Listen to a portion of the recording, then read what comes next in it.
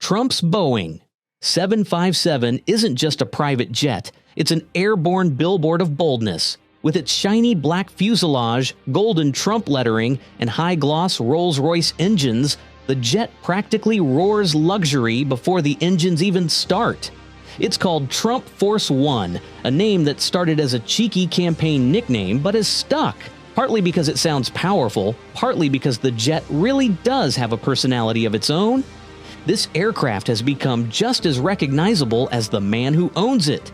It's photographed at airports, used as a rally stage, and featured in more aviation documentaries and news segments than most private jets ever will. But looks aside, it's the contrast between this jet and Air Force One that gets people talking. One is privately owned, decked out in 24-karat gold and rare mahogany. The other is a militarized Boeing 747 capable of refueling midair and withstanding electronic warfare. So which one is better? That depends on what better means. Trump Force One started life in 1991. It was delivered to Sterling Airways in Denmark, later flew under a Mexican carrier, and then was bought by Microsoft co-founder Paul Allen. In 2011, the Trump Organization swooped in and turned it into a $100 million airborne palace.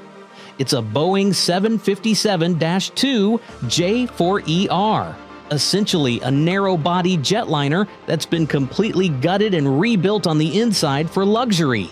Think of it as a flying penthouse suite. The jet is based out of Palm Beach International Airport, not far from Mar-a-Lago, where it's often spotted during campaign seasons or personal trips. It's powered by two Rolls-Royce RB211 turbofan engines, each capable of delivering 40,000 pounds of thrust.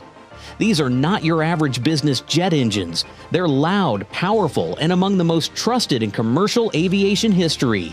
Trump wanted the Rolls-Royce engines specifically, not just for performance, but because they're the quietest in their class, allowing the aircraft to land at noise-restricted airports. It was all part of the plan. Inside, the aircraft is a visual overload in the best way.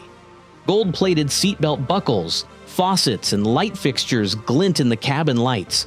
There's ultra-suede ceiling panels, high-end leather seats, a full dining area, and a screening room with a 57-inch TV. The wood is rare mahogany. The carpeting? Custom.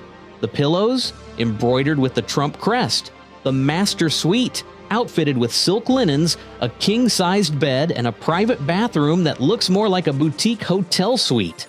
Everything about it screams attention to detail. Even the galley floor mat once caused a 2-hour delay because a seam didn't line up perfectly. Trump reportedly had it moved around the corner just to fix the visual imbalance. That's the level of precision involved here. The aircraft can seat around 43 passengers, but it often flies with only a handful. There's plenty of room. Living areas, bedrooms, a media lounge, even a guest room.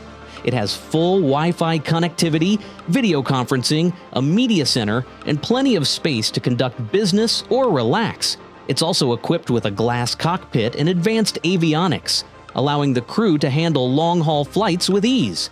Trump has used the jet to fly across the U.S., into Europe, and for countless campaign stops.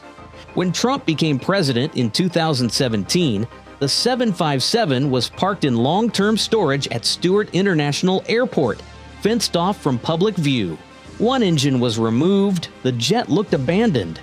Critics called it crappy and dilapidated, even sparking rumors that it would never fly again. But in 2021, it was brought back to life.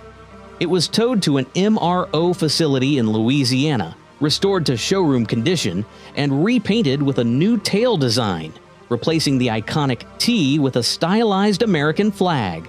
That restoration wasn't smooth. One of the key moments involved a mix-up with the engine nose cowls.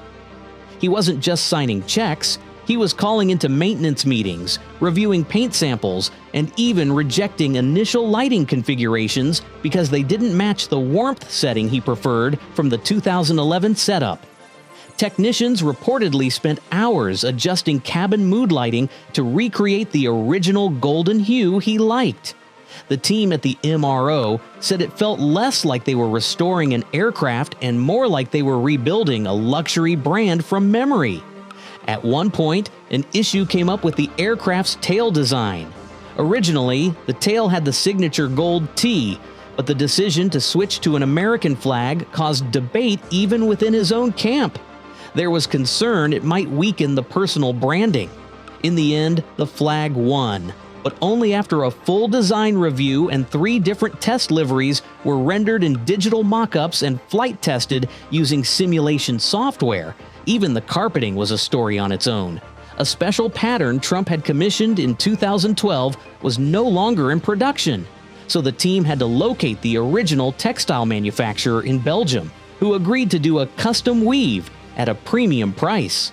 For Trump, it wasn't about cost. It was about making sure the plane looked and felt exactly like the airborne symbol he remembered. This aircraft has seen drama. In May 2024, while taxiing at Palm Beach International Airport, it clipped a parked corporate jet. A few months later, it had to divert to Billings, Montana due to a mechanical issue, but every time it's grounded, it returns, restored, repolished, and ready to fly again. Trump's pilot John Duncan has been with him since 1989. He knows the jet inside and out. Every inspection, every part swap, every checklist, it all has to be precise. Duncan describes the aircraft like a Ferrari in the sky. Fast, responsive, smooth. It climbs to 41,000 feet in 20 minutes, handles turbulence like a dream, and has a cruising speed close to 982 kilometers per hour. For a jet this size, that's impressive. Flights from Palm Beach to LaGuardia are routine for the crew, but even short hops require absolute planning. Trump's schedule is unpredictable, and sometimes he insists on last-minute changes, like adding a stop in Scotland before heading to London. For pilots, that means recalculating runway limits, fuel balances, approach angles, and customs procedures. At one point, Duncan had to coordinate a low-altitude flyby over Trump's golf course in Aberdeen, just so photographers could capture the jet gliding over the 240-hectare resort. It was dramatic, low, and perfectly executed. Meanwhile, Catering is another production. A single meal on board might include Gulf shrimp cocktails, lobster salad, roast turkey, sirloin of beef, and homemade cookies. It's not just fuel for the body, it's a presentation. Everything is wrapped in clear security-checked plastic before loading. Even the cutlery is curated, but it's more than just stacking trays of food. The meals are actually prepared at Trump Tower in the same kitchen that services his private restaurant. The executive chef doesn't send out anything until it's been personally plated, tested, and approved. And because Trump is known to favor well-done steaks and very specific seasoning profiles, the kitchen staff prepares exact replicas of his favorite meals down to the last garnish. One time, the roast turkey was pulled back just minutes before loading because the skin wasn't crisp enough. Timing is everything. The catering team has to work around FAA regulations, TSA security checks, and flight crew scheduling. And if the plane is leaving late at night, like after a presidential debate, those meals still have to be hot, fresh, and picture-perfect when Trump boards. There's a dedicated bodyguard who acts as the courier, driving the food from the tower to the tarmac with the urgency of a national delivery. Even the serving layout inside the aircraft is choreographed. Flight attendant Gia Perello knows where each dish goes depending on the mood of the flight. Light salad first if there's a media briefing, heavier meals if it's a long haul, and dessert is always held until Trump gives the nod. It's luxury hospitality, wrapped in routine with zero margin for error. One fingerprint on a wine glass or a smudge on the silver tray. It's redone, no questions asked. Security is another layer. Premier Corporate Security handles sweeps for weapons, explosives, and restricted items. Unlike commercial airlines, there's no massive support crew. The Trump team does it all: fueling, planning, baggage, clearance. The plane might be privately owned, but it runs with presidential-level care. Still, for all its flash and storylines, Trump Force One isn't invincible. It's subject to FAA regulations, mechanical aging, tight maintenance schedules, and logistical bottlenecks. That's where the contrast with Air Force One becomes impossible to ignore.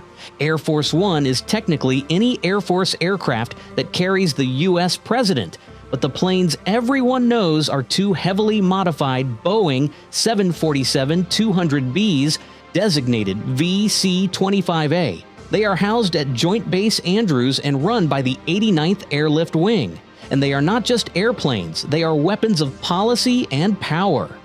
On the outside, they look like standard 747s, but on the inside, they are engineered for survival.